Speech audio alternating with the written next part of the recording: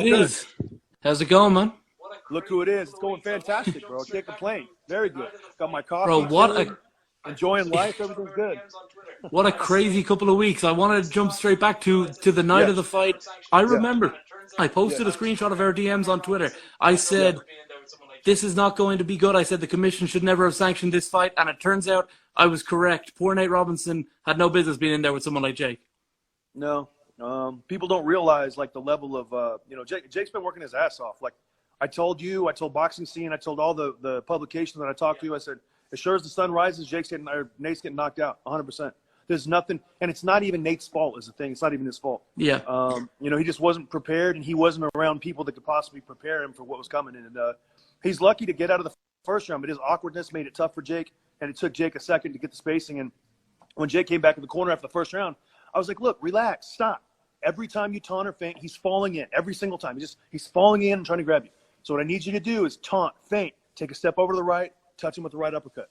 Taunt, feint, step over to the right, hit him with the right hand, left uppercut. Anything that makes him fall in, just react. Taunt and feint, step over, and then touch him. And that's exactly how I ended up knocking him out. But it just took Jake a second to get his nerves and everything, calm and relaxed. Yeah.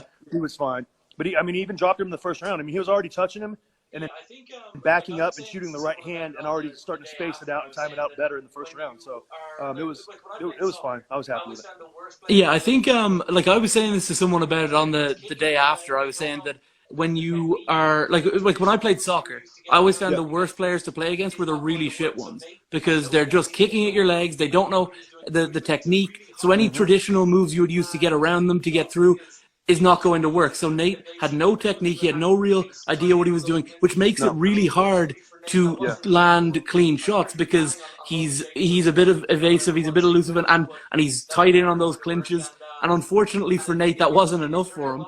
I'm sure he was planning on hugging Jake for whatever it was, 6 rounds, but that was never going to work. And it didn't turn out well for poor Nate Robinson because I thought that Jake looked a whole lot better in the Gib fight because Gib is a better fighter than Nate.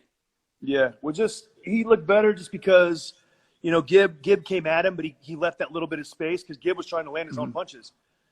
Nate wasn't. Nate was just trying to get close, and he was so awkward in there. And like I told you, like, you can't teach a 37-year-old guy how to box. You can't do it. Like, he didn't. Yeah. Nate wasn't even close to landing anything ever. He was never. I mean, no. He was even. He didn't even know what he was trying to do. Like, he had no clue in the ring. Like, I knew he wouldn't. So he was just trying to swing and land a lucky shot. Like, Jake went in there with a game plan, up, down, change levels, attack, but Nate was just so awkward. He just had no concept of, like, spacing and distance and how to land the shots. And, when I saw that, I knew it was a matter of time before Jake got him with something. But it didn't look how I wanted it to look at all, and Jake didn't really show anything that he can do, honestly. Like, people saw nothing of what he can do at all, but it worked out okay. Before everything comes back to normal in the real world, Jake is probably going to fight once more before he fights KSI. I know that KSI has said that he wants to do his concerts over the summer, and he wants to tour, and he wants to work on his music, and then do the boxing match, looking at, about 2 years on from when he fought Logan. But Jake is a real boxer at this point, and real boxers don't wait a year in between matches generally.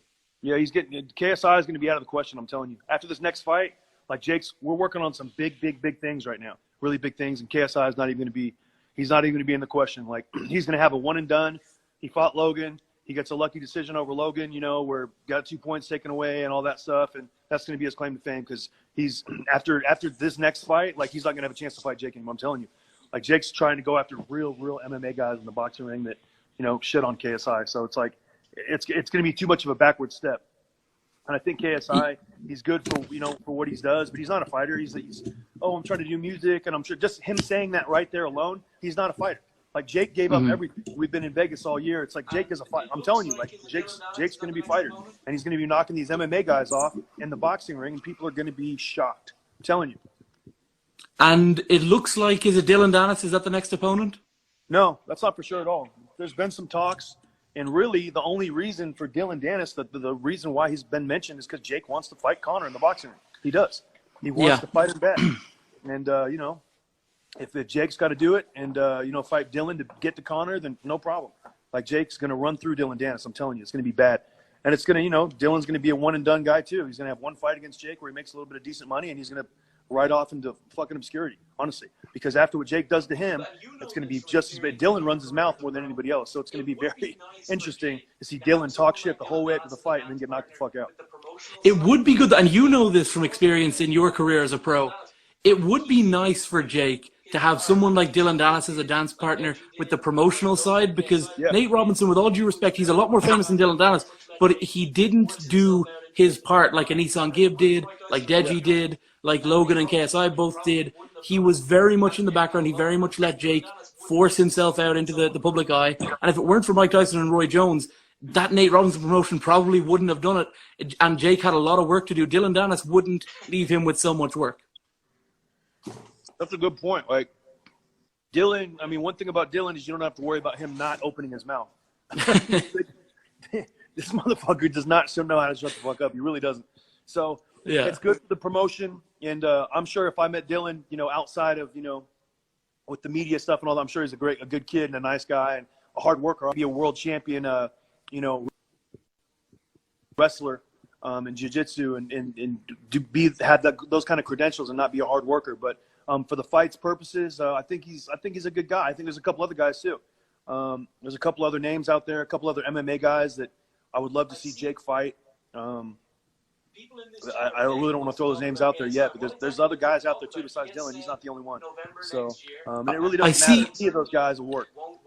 People in this chat are begging us to talk about KSI. What exactly is there to talk about? He has said November next year, and Jake almost certainly won't wait for a year. So if KSI wants to make that fight in a year's time, he's going to have to see how Jake does against whoever it is that he fights in March. Is that correct? Exactly. That's the thing. Like, Jake's going to have fought, a Nissan Gib, Nate Robinson, a fight in March, another fight, all by the time KSI only fought his brother 2 years ago. He's coming off the couch on 2 years, bro. Like, I don't care if he's training every day or not. Just the fact that Jake's going in there and taking fights and JJ hasn't, it's like it just takes away from the excitement of the fight. Like, you can't just come off the couch from, doing music festivals and all that and come off the couch and make a entertaining matchup with somebody who's been fighting for 2 years actively and been being in big fights when you haven't. So yeah, Jake would fuck yeah. He was able to do it against Logan, but Logan is not Jake, from what I understand. Logan is, and that's the thing that just kills me. People think like Logan's, and it's hilarious. Like, I like Logan a lot. I think he's a great guy, but Jake's whooping Logan's ass. I mean, let's be honest. No, there's no question about it. There's no question in my mind. I love when I've told Logan that. And Logan's like, oh, no, all right. It's all right. But I just like, Jake is not Logan at all. Like, we're talking about different animals here.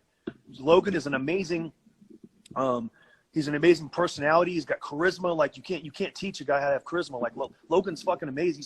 He can create anything. He's just such an amazing person. He's great. Like, he's so creative. He's funny on camera. He's quick-witted. He's charismatic. But in the ring, he's not Jake.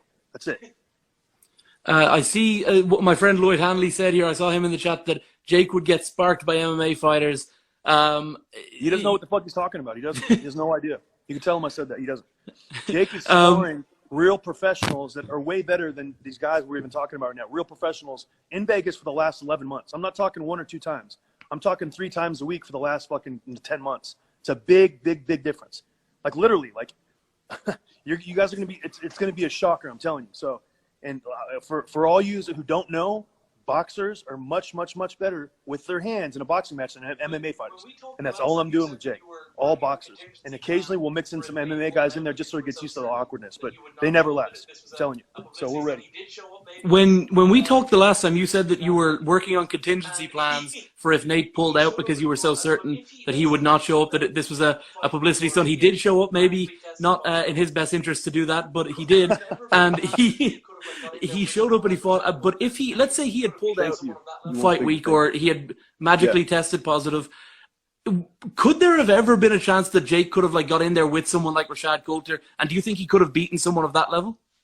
Rashad Coulter, 100%, yeah, 100%. And I saw Rashad, and I like Rashad. He's a good guy.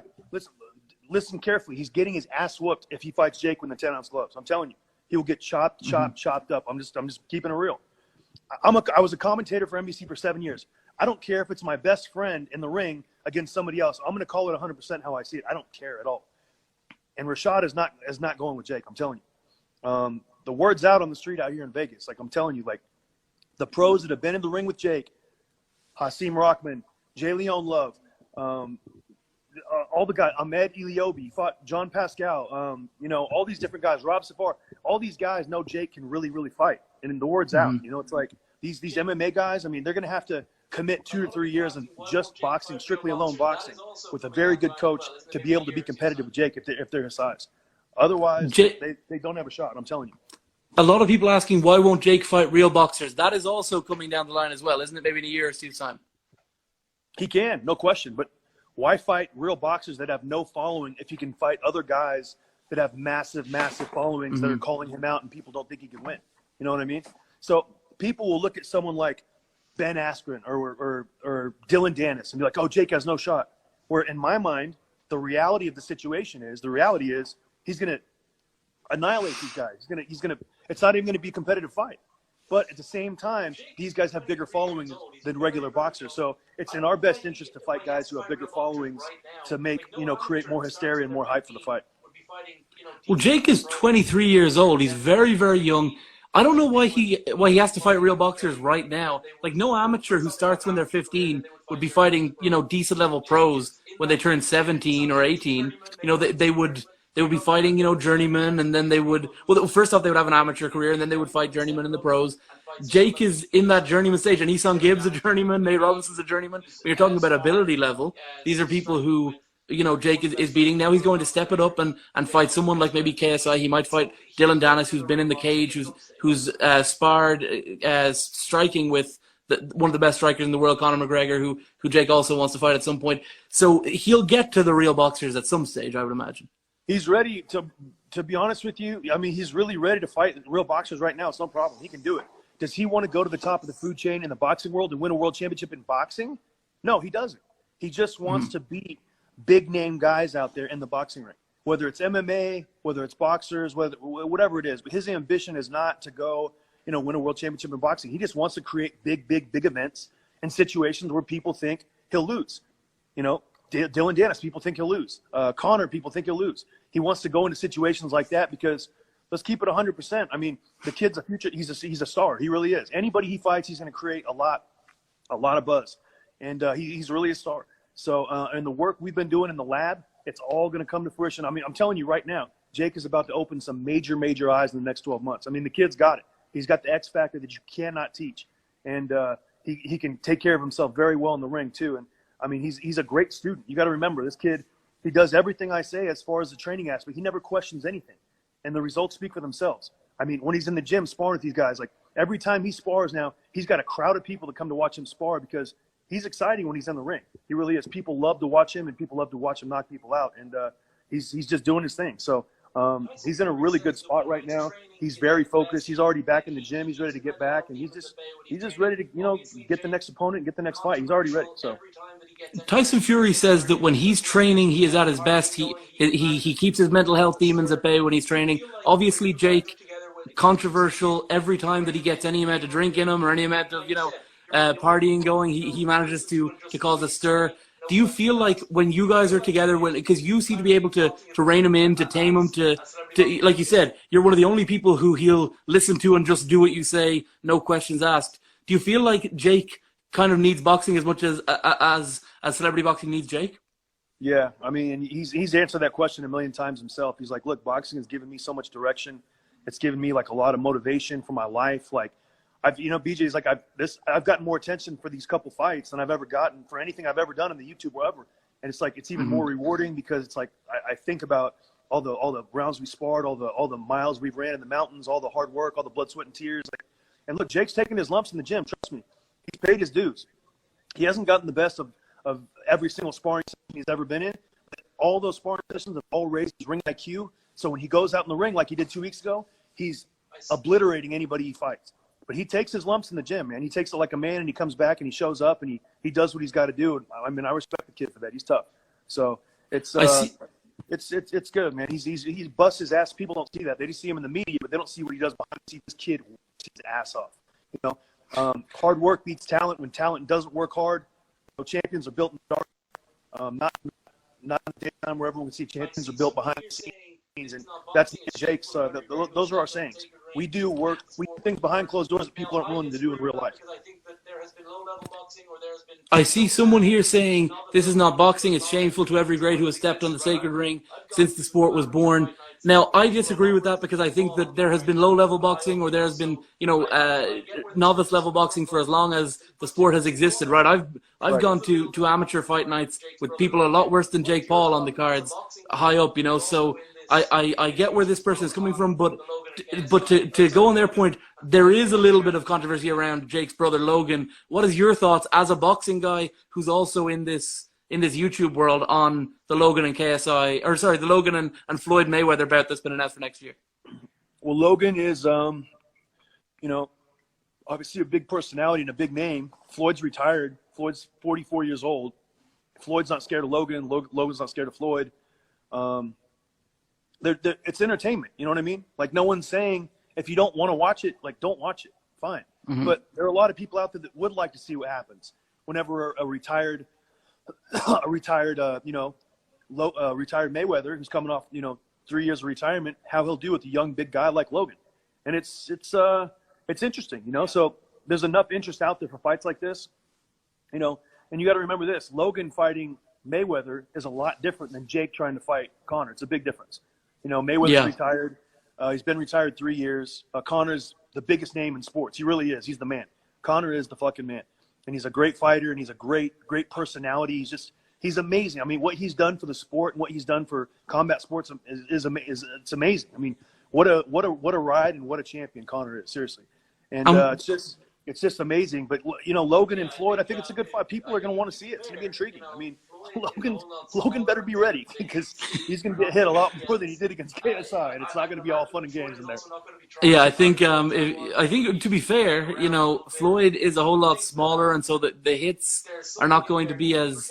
I can imagine that Floyd is also not going to be trying as hard as KSI was. He's going to be playing around a little bit, and I would think that that there's something in there to maybe protect Logan from getting as badly hurt as, say, like Nate Robinson did, because it's not a full pro bout. Well, I'll tell you one thing. Floyd is a master in the ring. He can do anything he wants, but Floyd doesn't hit as hard as Jake. That's for sure. Like, Floyd couldn't knock out Nate like Jake did. He couldn't. But Floyd's just Floyd. I mean, you don't even know where to start with the guy. I mean, the guy who goes out 50-0, never has an off night, never drank, never smoked, gave his whole life to the game. He's just an unbelievable technician, master boxer. And, I don't think he's going to knock Logan out, but he's definitely going to have his way with him, that's for sure. It's going to be a long night for Logan. All right, in terms of possibilities, I don't want to keep you too much longer. In terms of possibilities for the next fight, I'm going to list off some names. Tell me if they are in the running or not. Firstly, Ben Askren. Could be. I mean, we wouldn't turn him down. That's for damn sure. I mean, if he wants to, like, we could. That's a name that's definitely came up before, and that's a one-round fight. Dillon Danis. Yeah, I mean, the potential for him is obviously Jake wants to get to Conor. So if he's got to go through Dillon Danis to get to Conor, like, eventually, Conor's legendary career, bro, is already mapped out. He got a couple other fights. He wants Khabib in a rematch. He wants maybe Manny Pacquiao in the boxing ring. I mean, those are massive, massive names. But for whatever reason, if either one of those guys don't work out, who's coming to the table with the kind of credentials or the kind of support? And who else could Conor possibly fight to get the same type of drum roll like he would getting Jake? So, Dillon Danis could be in because of that. The one man who Jake never put on the canvas, the one man who Jake never had the referee count out, Deji, for the rematch. Is that a possibility? No, I don't think people want to see that. And Deji really hasn't done anything since then to, put his name in the hat. He hasn't done anything. So it is what it is. That's Deji's not. Well, I wish Deji the best. He's pretty funny. I watched some of his stuff. He's a funny kid, but he needs to go out there and beat somebody. So it is what it is. What does Deji and Gib have to do to get a rematch? He's got to win, 5 fights? No, man. I like him. I thought he's funny. I like him. I like that he came out to Vegas. He worked hard. The problem with him is, and we heard about when he sparred, and we heard about all the stuff he's doing for training. You got to put your fighter in real situations, and that's what I did with Jake. I took Jake all the way back. We only worked on the straight jab and the taunts and the feints, and we only worked on the right hand. We only worked on the 1-2. I broke everything down. I took Jake, and we just worked on repetition over and over and over again. And I started putting him in with sparring partners who were, not that good, but just okay, and getting his timing and then we started stepping up the sparring partners and adding in other things. And you got to put your fighter in real situations, and I did that with Jake. And I feel like with Gib, there's a lot of guys that he was sparring with that were kind of like taking it easy on him and things like that, and it doesn't give him a real look. So he had like a false sense of security when he got in the ring, because the guys he was sparring with weren't going hard on him, and Jake's got dynamite in his fists. So once he got close, Jake lit him up and exploded on him, because honestly, like, Gib wasn't in real situations in training camp. That was the problem with it. He needs to go get some wins and get a new team around him, honestly. Yeah, I spoke to a friend of mine about this. I was telling him all about Jake, about how he was sparring these great guys, because my friend is, of course, one of these people who thinks boxing, this celebrity boxing, is bullshit. Yeah. He thinks it's bad for the sport. And I was saying that Jake is sparring with reasonable level professionals. He's been in there with Hasim Rahman Jr., good level professionals. And look, he's not beating these guys. He's not knocking them out like he knocked out Nate Robinson, but he's certainly going in there and doing well against them. In the sparring, look, he's beating 95. He's beating 90% of them. Trust me. Mm-hmm. And that's what I was saying. He's not even just going in there and like giving his best. He's getting the better in a lot of these sessions. So we don't talk about sparring, but I'm very, very, very happy with what I see, and I wouldn't be going out on a lim like I am if I didn't see it every day. What I was saying was that he's sparring with really good guys, and my friend said, "Oh, well, if I he was saying this, if I were a 20-0 light heavyweight, I were a 20-0 pro boxer, and the sense of security, so that he'll call me back, and so that they'll have me back in the camp. Is there any chance that any of these guys have been taken?" What I would do is he was saying this, if I were a 20-0 light heavyweight, I would just go in there and kind of go easy and give Jake the sense of security, so that he'll call me back, and so that he'll have me back in the camp. Is there any chance that any of these guys have been taking it easy on Jake? There's no chance of it. There's none. They're not. They're coming in. They're going hard. They're all working hard. So, it's like it sounds funny, but if you go in there and don't go hard on Jake, you're getting your ass whooped. Period. So yeah, we saw that in that sparring video from his vlog a few weeks before the Nate fight, right? That guy, the NFL guy. Yeah, but that was just something that we don't spar we don't post our regular sparring footage with other pros just out of respect. We don't do that. There's a certain etiquette that you do, that you don't bring guys in to spar, pay them to spar with you, and then post when Jake knocks them out. You don't do that. So, but with random guys that come in, like talking shit like the football guy, like, oh, I'll beat Jake, whatever. Hey, we're going to film, we're going to post that. We're going to make an example out of guys like that. And, the guy's playing in that not the NFL, but he's playing in that other football league right now, and he's actually doing really good. Ecom. I forget what the league's called, but it's like a semi-pro league where he's playing. He's doing really good. And he says that he's told the story a couple times how Jake Paul knocked him out in the locker room. He told that to a couple people. So he said it's gotten him some credibility. Someone here said Hasim Rahman said Jake wouldn't last 2 rounds with him. Jake has lasted a whole lot longer than 2 rounds with Hasim Rahman before, hasn't he? Yeah, Hasim didn't say that. I guarantee that. But Hasim was brought in to replace Vidal, so he's seen at that level of Vidal, and apparently Jake didn't get his ass beat by him. No, not at all. And look, I mean, Jake's lasting with anybody, honestly, for a few rounds. It doesn't matter who you are, he's lasting. So, unless we're talking about the top light heavyweights and the top cruiserweights in the world, those guys just have more experience, but that'll come with time. But that's not the market we're looking for. But yeah, I mean, anybody can say whatever they want. The proof's in the pudding. Our team sees it every day in the gym. I don't care what anyone else thinks. I mean, it's us against the world. I'm not worried about it. And, everyone will see when Jake gets in the ring, like, what time it is, because there's a lot left to Jake that people have no idea about. And I kind of prefer it that way. So it allows me to keep making a lot of money on these fights when the odds are so skewed in one favor, when I know what the real story is. So it's perfect.